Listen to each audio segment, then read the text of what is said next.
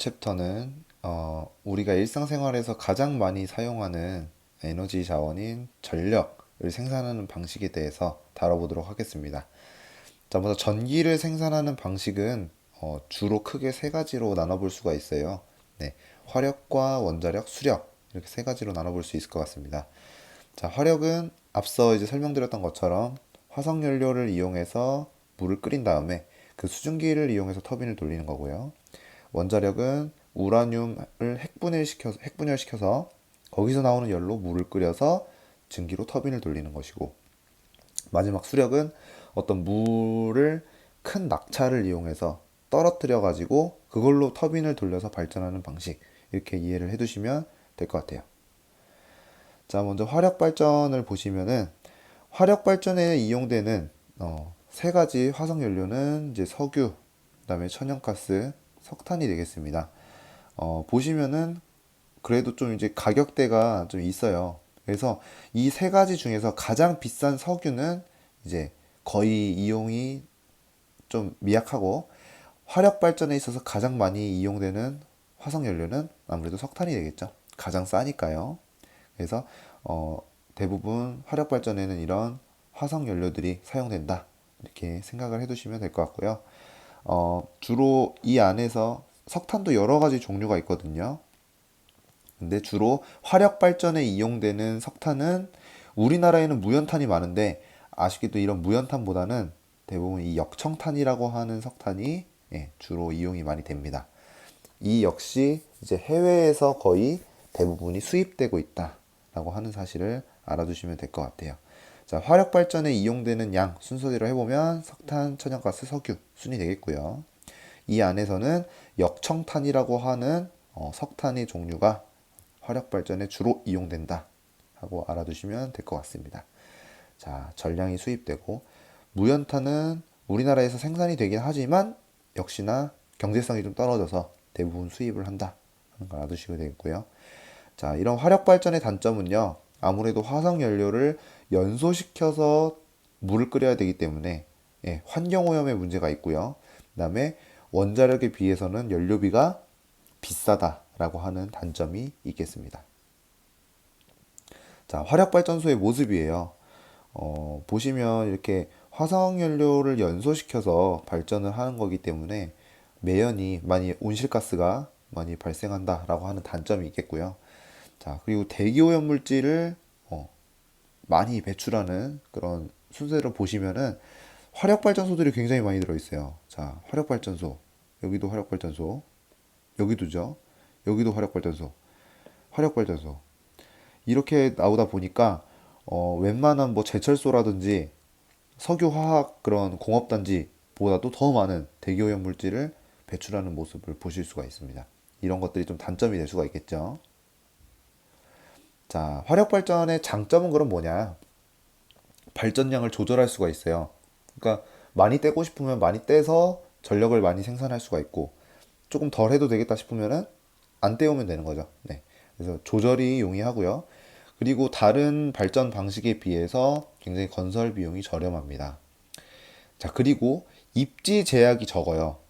원자력 발전 같은 경우에는 굉장히 집안도 튼튼하고 냉각수를 얻을 수 있는 곳이어야 되는데, 이 화력 발전소를 짓는 그런 입지 조건은 상대적으로 좀 더 프리하다 이거죠. 그래서 전력을 가장 많이 사용하는 그런 대소비지 주변에 바로 옆에 입지시킬 수 있다라고 하는 게 장점이 되겠습니다. 주로 공업지역이라든지 인구가 많이 밀집되어 있는 대도시 인근에 입지시킬 수 있다라고 하는 거죠. 자, 그러면 왜 이 발전소를 소비지 인근에다 짓는 것이 중요한가를 설명을 한번 드리면요. 자, 발전소에서 생산된 전기를 직접 그 전기를 소비하는 지역까지 이렇게 운반을 하려면요, 이런 송전탑이 필요해요. 이런 송전탑을 통해서 전기를 이제 보내겠죠. 자, 근데 전기가 발전소에서 100을 보낸다고 해서 소비지에서 그대로 100이 도달하는 게 아닙니다. 이 거리를 이동해 가는 와중에 송전 손실이 발생해요. 전기가 이렇게 빠져나간다는 얘기입니다. 여기서 100을 보내면 여기 발전소에서 100을 보내면 가면서 손실이 일어나기 때문에 소비지에서는 막 92 이 정도밖에 받을 수가 없는 거예요. 그러면 그것도 다 돈이잖아요. 그죠? 송전 비용이 발생하기 때문에 자, 발전소를 소비지 인근에 이렇게 짓게 되면 송전을 조금만 해도 되니까 여기서 100 보내는 게 여기는 99 이렇게 도달할 수가 있는 거죠. 요걸 상쇄할 수 있는, 만회할 수 있는 발전 방식이 바로 화력 발전이다 생각을 하시면 되겠습니다. 그래서 우리나라에서 화력 발전소가 가장 많은 지역은 자, 여기 충남 지역, 이제 수도권 인근이죠. 그 다음에 경남 지역, 여기도 마찬가지로 남동임의 공업 지역, 대도시 부산, 양산, 김해 이쪽에 창원도 있고요. 이런 사람들이 많이 사는 인구 밀도가 높은 대소비지 인근에 화력 발전소가 위치한 것을 보실 수 있습니다. 자, 화력 발전 정리를 해보면 이런 화석 연료, 석탄, 천연가스, 석유순으로 많이 이용된다. 싼 순서대로죠. 그리고 연료의 해외 의존도가 굉장히 높습니다. 그리고 입지 제약이 적어서 주로 대소비지 주변에 입지하기 때문에 송전 비용이 저렴하고요. 발전량 조절이 용이하며 상대적으로 발전소 건설 비용이 저렴해요. 그래서 보시면은 화력 발전소 개수가 되게 많아요. 예, 원자력 발전소에 비해서. 자, 그리고 연료비가 비싸고 대기오염 물질 배출량이 많습니다. 이건 단점이 되겠죠. 연료 수입에 유리하고 왜냐면 역청탄 같은 경우에는 다 거의 전량 수입한다고 했죠. 그리고 냉각수를 얻을 수 있는 대소비지 주변 해안가에 입지한다. 그래서 공업 지역이 몰려 있는 충남 경남 인구 밀집 지역인 수도권 인근에 주로 위치한다 하는 거 알아두시면 되겠습니다. 자, 그 다음은 원자력 발전입니다. 원자력 발전에 이용되는 우라늄은 전량 수입이고요. 단점이 좀 치명적이죠. 우리 일본의 2011년 동일본 대지진에 의해서 후쿠시마 지역에서 방사능이 유출된 적이 있었죠. 이런 방사능 유출 위험이라든지 또 원자력 발전을 하고 나오는 방사성 폐기물을 처리하는 데에 문제가 있습니다. 그리고 발전소를 짓는 건설 비용이 굉장히 비싸고요. 우라늄을 일단 한번 핵 분열하기 시작하면 그것을 끝낼 수가 없대요. 선생님도 이제 자세히는 모르겠지만. 그래서 발전량을 조절하기가 좀 어렵다는 이런 단점이 있습니다. 반면에 장점은 효율성이죠. 우리 전 시간에 가채 연수 본 적이 있었어요. 광물 자원의 가채 연수. 보시면 우라늄은 앞으로 굉장히 오랜 기간 쓸 수 있다고 나와 있었거든요. 적은 양으로도 굉장히 오래 쓸 수 있기 때문에 많은 양의 발전을 할 수 있기 때문에 굉장히 저렴하다라고 하는 장점이 있겠습니다. 자, 우라늄 1g은요. 석탄 3톤과 석유 9드럼에 맞먹는 그런 발전 효율을 보여준다고 해요. 그러니까 엄청난 효율을 가지고 있다라고 하는 것을 보실 수 있겠죠. 자, 우리나라에서는 원자력 발전은 크게 네 군데, 그리고 플러스 1 울산 지역까지 같이 알아두시면 될 것 같습니다. 전라남도 영광, 경상북도 울진, 그다음에 경북 경주에 있는 월성, 그다음에 부산광역시에 있는 고리 이렇게 네 군데를 주로 알아두시면 되겠고요. 작년부터 울산에 있는 신고리 원자력 발전소에서도 원자력 발전을 시작했습니다. 보시면 다 해안가에 위치해 있는 것을 보실 수 있어요. 그리고 지진이라든지 이런 것들에 영향을 받으면 안 되기 때문에 집안이 비교적 견고한 곳에 한정적으로 이렇게 분포한다는 것을 보실 수 있습니다. 자, 원자력 발전의 단점은 뭐냐면요. 이 선생님이 냉각수가 필요하다고 그랬잖아요. 그죠? 이 따뜻해진 원자로를 식힌 냉각수를요. 다시금 바다로 흘려보내거든요. 그렇게 되면은 원래 그 지역의 수온에 맞게 살아가고 있던 뭐 해양 생물들이 피해를 볼 수가 있습니다. 이런 온배수에 의한 생태 교란 문제 이런 것들이 발생할 수가 있고요. 또 조차가 너무 큰 지역에 위치하게 되면 냉각수를 끌어오지 못해 가지고 냉각수를 얻기가 힘들다는 그런 단점이 있습니다. 네. 그래서 원자력 발전소 단점은 온배수 문제라든지 혹은 조차로 인한 냉각수의 접근성이 힘들어진다라고 하는 거. 이 두 가지 단점이 발생할 수가 있겠습니다. 자, 원자력 발전 정리를 해보면 연료인 우라늄은 전량 수입이지만 그걸 활용해서 전력을 생산하는 것은 전량 국내입니다. 네. 자, 효율이 굉장히 높고 발전 단가가 저렴하다는 장점이 있어요. 하지만 그에 반해 치명적인 단점, 방사능이 유출될 경우의 우려, 그다음에 폐기물 처리가 어렵다라고 하는 단점이 있습니다. 그래서 예전에 우리나라에서 발생되는 이 방사성 폐기물을 어떻게 처리할 거냐, 어떤 지역에다가는 처리를 해야 되잖아요, 그죠?